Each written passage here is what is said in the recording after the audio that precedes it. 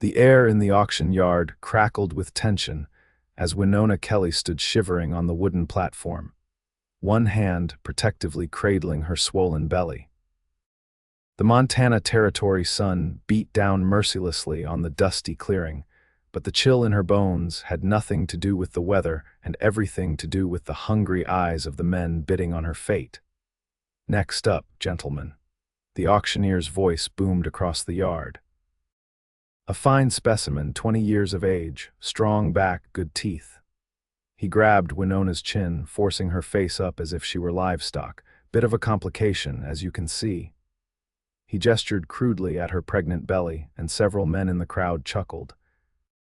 "But the pregnant ones go cheap, and you get two for the price of one." The crowd erupted in laughter, and Winona felt hot tears threatening to spill. 3 months ago, she had been a respectable woman with a husband and dreams of starting a family in their small homestead. Now Thomas was dead, shot by claim jumpers, and she was being sold to pay his debts she hadn't even known existed until the creditors came knocking. "Do I hear $50? The auctioneer called, and the bidding began. Winona scanned the crowd desperately, searching for a kind face among the sea of strangers. Most avoided her gaze, looking only at her body as if appraising a horse. But at the back of the crowd stood a tall man in a dust-covered duster, his face partially shadowed by a wide-brimmed hat. Unlike the others, he was looking directly into her eyes. $65, called a portly man with whiskey on his breath. 70, countered another with calloused hands and a mean squint. The auctioneer grinned. $70, do I hear 75 for this fine piece? Remember, gentlemen, pregnant ones go cheap. He laughed again, a sound like stones grinding together. $100. The voice cut through the babble like a knife. Deep and steady, it carried across the yard without shouting. The crowd parted to reveal the man in the duster stepping forward, his spurs jingling with each deliberate step.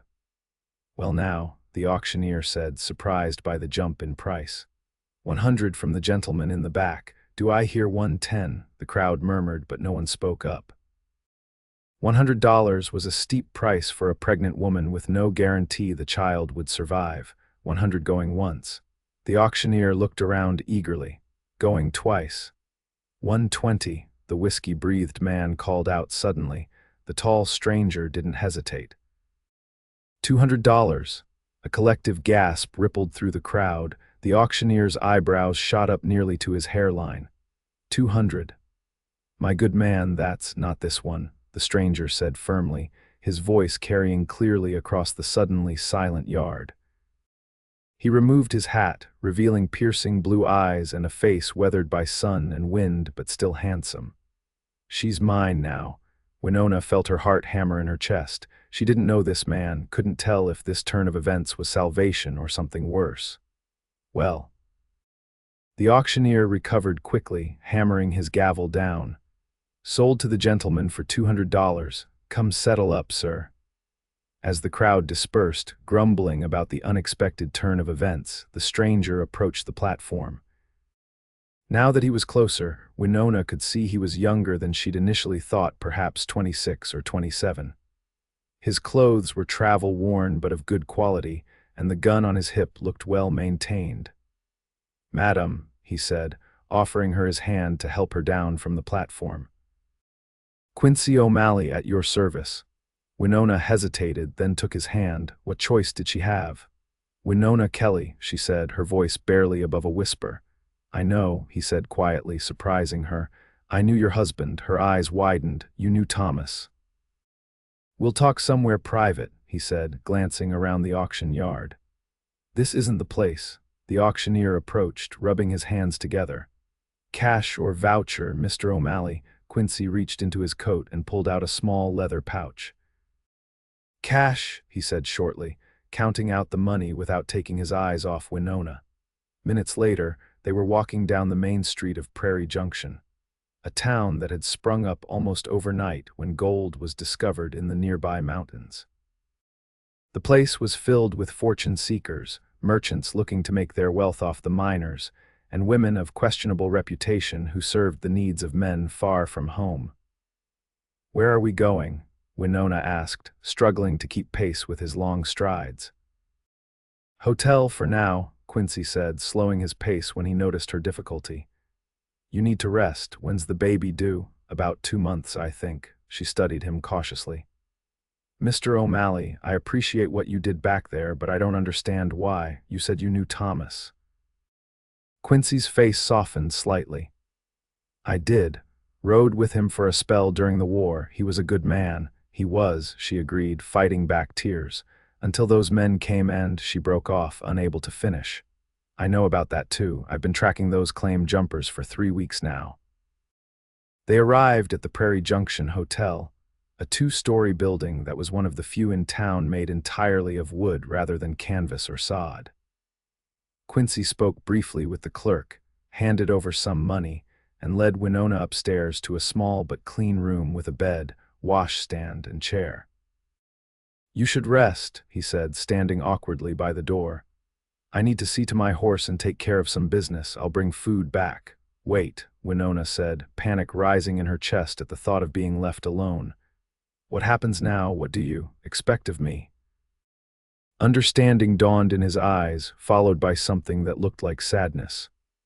Nothing, madam, nothing like that. I made a promise to Thomas once that if anything happened to him, I'd look out for you. That's all this is. Before she could respond, he was gone, the door closing softly behind him. Winona sat heavily on the edge of the bed, her mind whirling. How had Thomas known this man? Why had he never mentioned him? And most importantly, could she trust him? Her hand moved protectively to her belly, where her child Thomas's child stirred. Whatever happened, she had to protect this baby. It was all she had left of the man she'd loved. Too exhausted to think clearly, Winona lay down on the bed. She would just close her eyes for a moment. When she woke, the room was dim with the light of evening, and the smell of food made her stomach growl. Quincy sat in the chair by the window, a plate of stew on the small table beside him. There's more here for you, he said, nodding to a covered plate on the washstand. Beef stew and fresh bread, not fancy but hot. Winona sat up slowly, her back aching from the weight of her pregnancy. Thank you, she said, genuinely grateful. It had been days since she'd had a proper meal.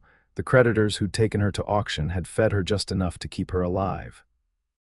As she ate, Quincy told her his story, how he'd met Thomas during the war, how they'd ridden together for nearly a year before being separated in battle. They'd reconnected briefly 5 years ago when Quincy had passed through Tennessee, where Thomas had been living before heading west. He wrote me once after you folks settled here, Quincy explained. Said he'd found a good piece of land, married a fine woman, and was going to start a family. He sounded happy. We were, Winona said softly, until 3 months ago.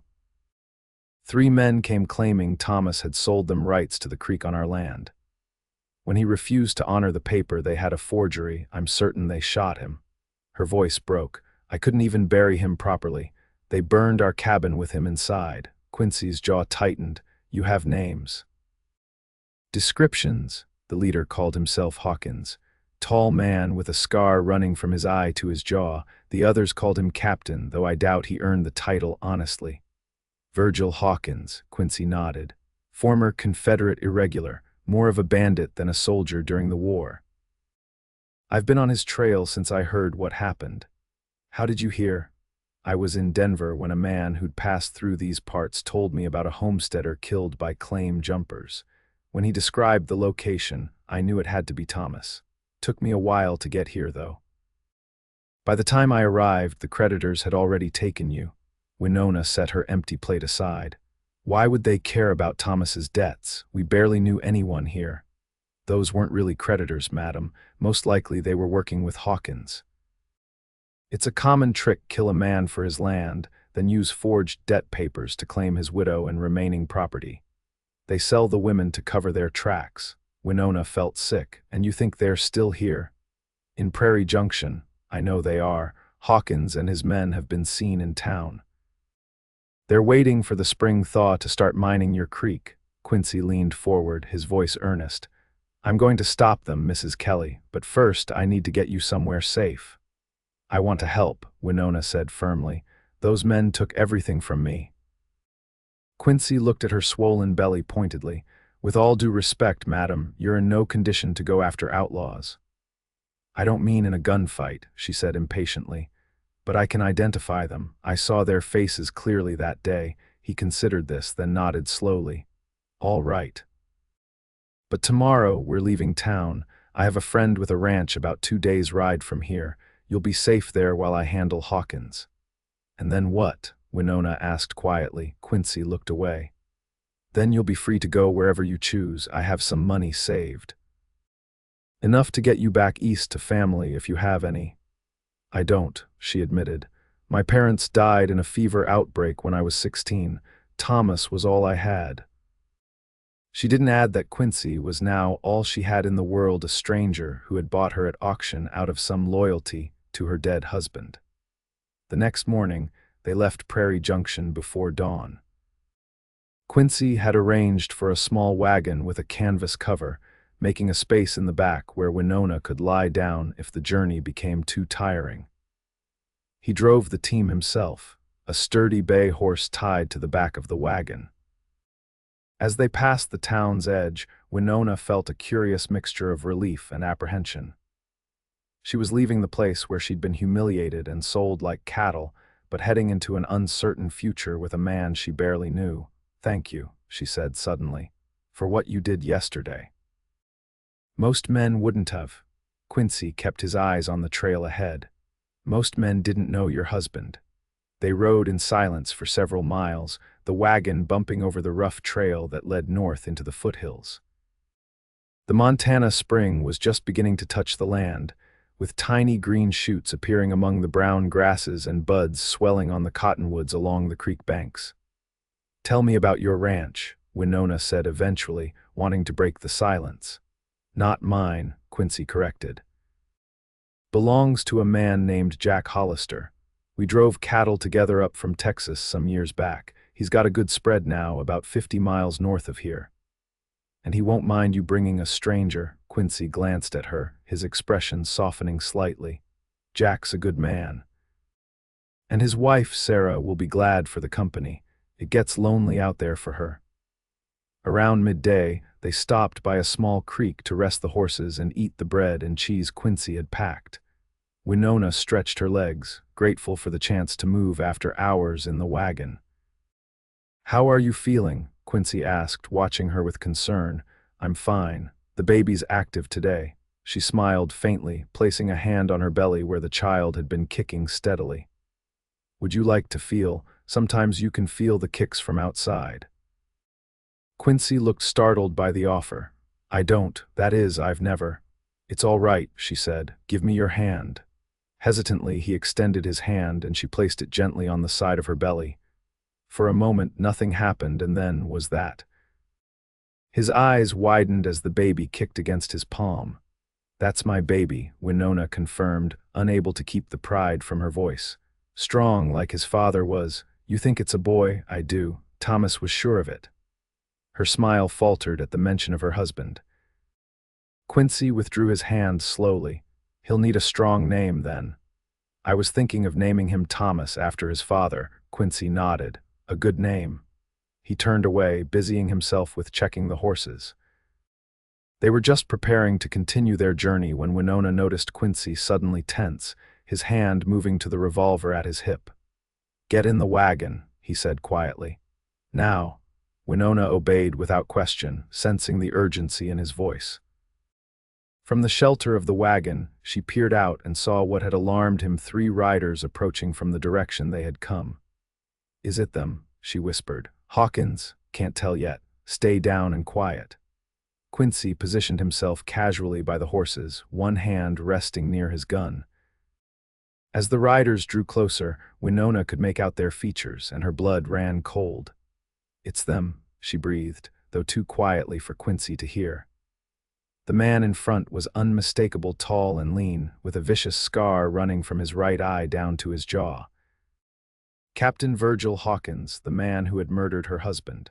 Ho there, friend, Hawkins called as they approached. Fine day for traveling.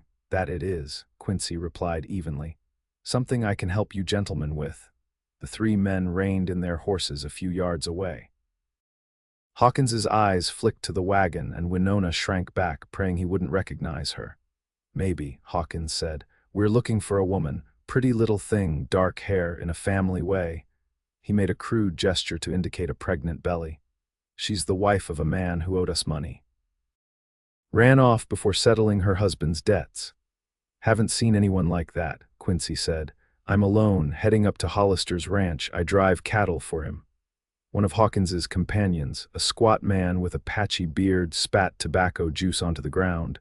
Wagon's mighty big for one man. Bringing supplies, Quincy explained. Hollister's expecting a shipment from back east.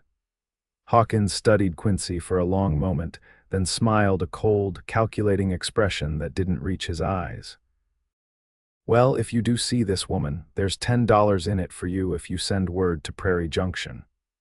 Ask for Captain Hawkins. I'll keep that in mind, Quincy said. The men turned their horses to leave, but as they did, a sudden, sharp pain seized Winona's abdomen. She gasped involuntarily, the sound barely audible, but it was enough. Hawkins's head snapped around, his eyes narrowing as he peered at the wagon. Check the wagon, Jenkins, he ordered. The third man, a wiry fellow with a pockmarked face, dismounted and started toward the wagon. Before he could reach it, Quincy stepped into his path. That won't be necessary, he said, his voice steel-edged now. Like I said, I'm alone. Jenkins reached for his gun, but Quincy was faster. In one fluid motion, he drew and fired, the shot catching Jenkins in the shoulder and spinning him around. Grab the woman, Hawkins shouted, drawing his own weapon. What followed was a blur of gunfire and shouting. Winona crouched in the wagon, hands over her ears, heart pounding. She heard Quincy yell for her to stay down, heard horses neighing in panic, heard men cursing. Then a bullet tore through the canvas cover, missing her by inches. Terrified, she peered out to see Quincy crouched behind a boulder, exchanging fire with Hawkins and the squat man who had taken cover behind their horses. Jenkins lay motionless on the ground. Another contraction seized her, stronger than the first, and Winona bit her lip to keep from crying out. This couldn't be happening now, not here, not with bullets flying. But her body seemed to have other ideas. The gunfight lasted only minutes, but felt like hours. When it ended, the squat man was dead, and Hawkins was galloping away, one arm hanging limp at his side where Quincy's bullet had found him. Winona, Quincy ran to the wagon, his face pale with concern. Are you hurt? No, but she gasped as another contraction hit. The baby. I think it's coming. Quincy's eyes widened in alarm. Now, it can't be. You said 2 months. Babies don't always come when expected, she managed through gritted teeth. Especially not when their mothers are frightened half to death. Quincy ran a hand through his hair, looking more terrified than he had during the gunfight. What do we do? The ranch is still a day's ride away. There was a small homestead we passed about an hour back, Winona said. Maybe they could help. Without another word, Quincy helped her lie down in the wagon, arranged the blankets as comfortably as possible, and set off at the fastest pace the rough trail would allow, heading back the way they had come. The journey was agonizing for Winona. Each bump in the road sent spasms of pain through her, and the contractions were coming faster now. By the time they reached the small cluster of buildings that marked the homestead, she was drenched in sweat and barely able to speak through the pain. Quincy leaped from the wagon and pounded on the door of the main cabin. A weather-beaten woman in her 50s answered, taking in the situation at a glance. Bring her inside, she ordered without preamble. My name's Martha. I've helped birth more babies than I can count. With Martha's help, they got Winona into the cabin and onto a bed in a small back room. The woman shooed Quincy out, telling him to wait in the main room with her husband, a taciturn man named Silas who offered Quincy coffee and whiskey without asking questions. Hours passed. Quincy paced the small cabin, flinching every time he heard Winona cry out. Silas watched him with knowing eyes. First one, the older man asked. Quincy started to explain that it wasn't his child, that he barely knew Winona, but the words stuck in his throat. Instead, he nodded mutely. Silas chuckled. Always hardest on the fathers. She's in good hands with Martha, best midwife in the territory. Just before dawn, a different cry pierced the quiet of the cabin, the unmistakable wail of a newborn. Quincy froze mid-pace, his heart hammering in his chest. A few minutes later, Martha emerged, her apron stained but a smile on her face. "Congratulations," she said to Quincy. "You have a healthy son." "Is she?" Quincy couldn't finish the question, fear constricting his throat. "The mother's fine, exhausted but fine. She's asking for you." Quincy entered the small room cautiously. Winona lay in the bed, her face pale and drawn with exhaustion, but her eyes shining as she gazed down at the tiny bundle cradled in her arms. "Quincy," she said softly, "come meet Thomas." He approached slowly, almost reverently, and looked down at the red-faced infant wrapped in a clean blanket. The baby had a shock of dark hair and was regarding the world with unfocused blue eyes. "He's perfect," Quincy whispered. Winona smiled tiredly. "Yes, he is." She hesitated, then added, "I want to thank you for everything if you hadn't been there today." "Don't think about that," he said quickly. "You're both safe now, that's what matters." Martha insisted they stay for at least 3 days to let Winona regain her strength. During that time, Quincy found himself increasingly drawn to the small room where Winona and the baby spent most of their time. He watched in fascination as she nursed the infant, marveling at the bond between mother and child. "You're a natural," he told her on the second day. Winona laughed softly. "I don't feel natural. I feel like I'm making it up as I go along." "That's how most of life is, I reckon." On the morning of the 4th day, Quincy helped Winona and baby Thomas into the wagon, which he had modified to make more comfortable for them. Martha provided them with food and advice, refusing payment beyond what Quincy had already given for their room and board. "Just promise to bring that baby back to visit when he's older," the older woman said, patting Winona's hand. "I like to see how they turn out." They set off again for Hollister's ranch, traveling slowly to avoid jostling the newborn.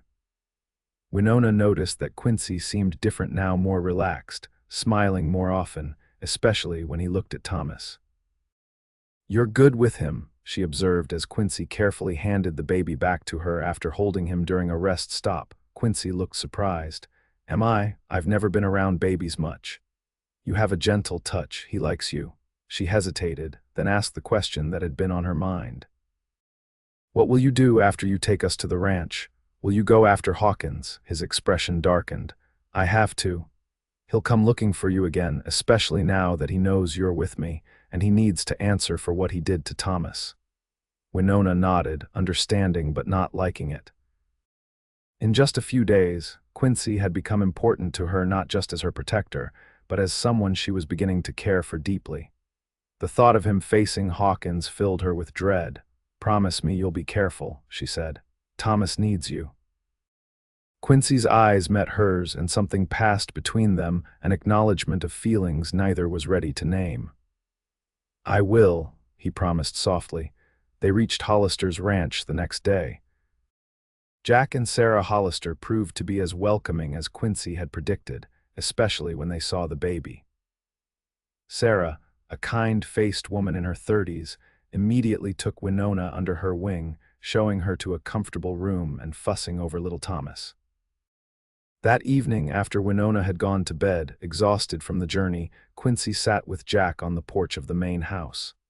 "She's a fine woman," Jack observed, puffing on his pipe, "and that's a beautiful baby." "They are," Quincy agreed. "You planning to marry her?" Quincy nearly choked on his coffee. "What? No, I barely know her." Jack raised an eyebrow. "Could have fooled me the way you look at her." "It's not like that. I knew her husband. I'm just helping her because of him." Hum. Jack didn't sound convinced. "And what about Hawkins?" Quincy had told him the whole story over dinner. "I'm going after him tomorrow. He can't be allowed to keep doing what he's doing, and as long as he's alive, Winona won't be safe. Want some company?" Quincy considered the offer, then shook his head. "No, this is something I need to do myself." But thank you. The next morning, Quincy prepared to leave at first light. As he saddled his horse, Winona appeared, baby Thomas in her arms. "You're really going," she said. "It wasn't a question. I have to." He tightened the cinch on his saddle, not meeting her eyes. "I know." She stepped closer. "Quincy, look at me." He turned, his heart catching at the sight of her in the early morning light, the baby cradled against her chest. "Come back to us," she said simply. Before he could respond, she rose on tiptoe and pressed her lips to his in a soft, brief kiss. Then she stepped back, her cheeks flushing. "For luck," she explained. Quincy touched his fingers to his lips, speechless for a moment. "I'll come back," he promised finally. "You have my word." The ride back to Prairie Junction took less time without the wagon. Quincy pushed his horse hard, reaching the town by nightfall.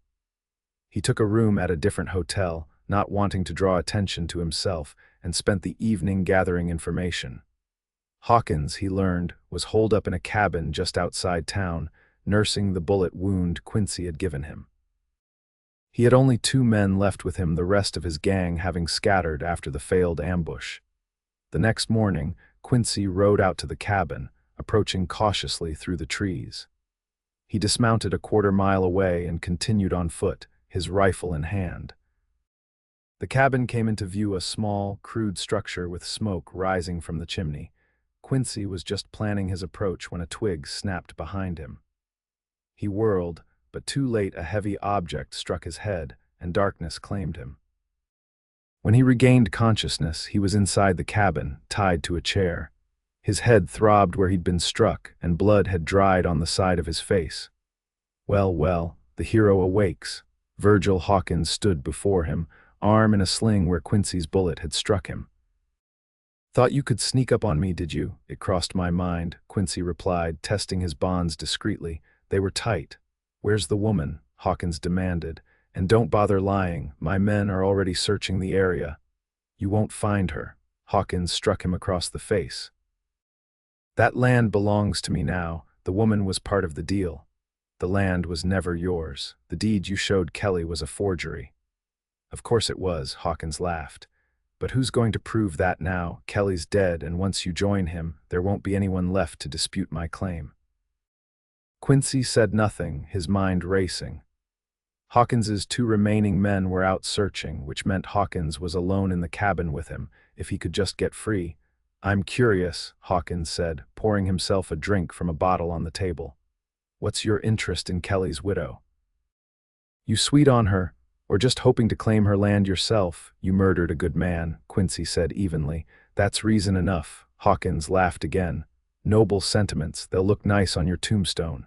He set down his glass and drew his revolver. "Now, for the last time, where is she?"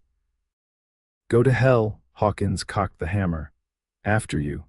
The shot that rang out was deafening in the small cabin, but it wasn't from Hawkins's gun. The outlaw staggered, a look of surprise on his face as a red stain spread across his chest.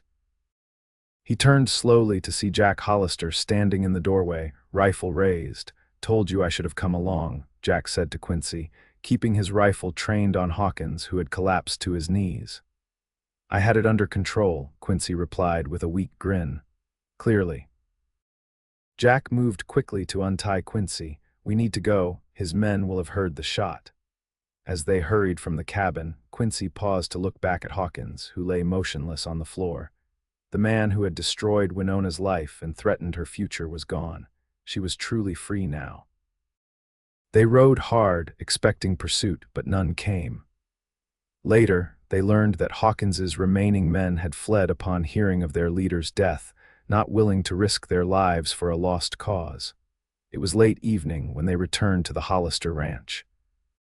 Quincy's head still ached from the blow, but all he could think about was seeing Winona, telling her that she was safe at last. She was waiting on the porch, little Thomas asleep in her arms, when they rode in. The look of relief that washed over her face when she saw Quincy made his heart swell. "You came back," she said as he climbed the steps to the porch. "I promised I would." Sarah appeared in the doorway. "Jack Hollister, did you ride off without telling me?" Jack winked at Quincy before following his wife inside, giving them privacy. "Is it over?" Winona asked. "Hawkins." It's over, Quincy confirmed. You're safe now, both of you. She closed her eyes briefly, a tear slipping down her cheek. Thank you. Don't thank me yet, Quincy said, suddenly nervous. There's something I need to ask you. What is it? I know it hasn't been long. I know you're still grieving Thomas, and I would never try to replace him, but these past days. He took a deep breath. I've come to care for you, Winona, for you and for Thomas. He nodded at the baby. And if you'd be willing, I'd like to court you properly. To see if maybe someday you might feel the same way. Winona looked down at the sleeping infant, then back at Quincy. I already do, she said softly. I didn't expect it. I thought my heart died with Thomas, but you brought it back to life, Quincy O'Malley. He stepped closer, gently cupping her cheek with his hand. May I kiss you, properly this time, she smiled. I'd like that. Their lips met in a tender kiss that promised more to come, not a rushed beginning, but the start of something built on mutual respect and growing love. 6 months later, on a crisp autumn day, Quincy and Winona were married in a simple ceremony at the Hollister Ranch. Little Thomas, now strong and thriving, was held by Sarah during the vows. Jack stood as Quincy's best man, beaming with pride at the couple he had helped bring together. After the ceremony, as they stood together watching the sunset paint the Montana sky in gold and crimson, Winona leaned into her new husband's embrace. I never thought I'd find happiness again, she confessed. That day at the auction, when the auctioneer laughed and said pregnant ones go cheap, I thought my life was over. Quincy tightened his arm around her. I remember thinking, the moment I saw you standing there, that I'd never seen anyone so brave. When he said those words, something in me just snapped. I knew I couldn't let anyone else have you. Not this one, Winona quoted softly. She's mine now. I shouldn't have said it that way, he admitted. You're not a possession to be owned. I knew what you meant. She turned in his arms to face him. And now I am yours by my choice, just as you're mine. Quincy kissed her forehead gently. Forever, he promised. You and Thomas both. As if on cue, Sarah approached with the baby, who was beginning to fuss. I think someone wants his mother, she said with a smile, handing Thomas to Winona. Quincy watched in wonder as Winona soothed their son, for Thomas was his son now too, in every way that mattered. They were a family, brought together by tragedy but bound by love. Later that night, as they stood in the doorway of the small cabin Jack had helped Quincy build on a corner of the Hollister property, Winona looked up at her husband. What do you think the future holds for us? She asked. Quincy smiled, thinking of the fertile land they now owned, the home they would build, the family they would raise together. Whatever it is, he said, we'll face it together. And together they stepped across the threshold into their new life as husband and wife, parents to Thomas and, God willing, more children to come. The past with its pain and loss would always be part of them, but it no longer defined them. In each other, they had found not just safety or comfort, but a love deep enough to heal old wounds and strong enough to weather whatever storms might come.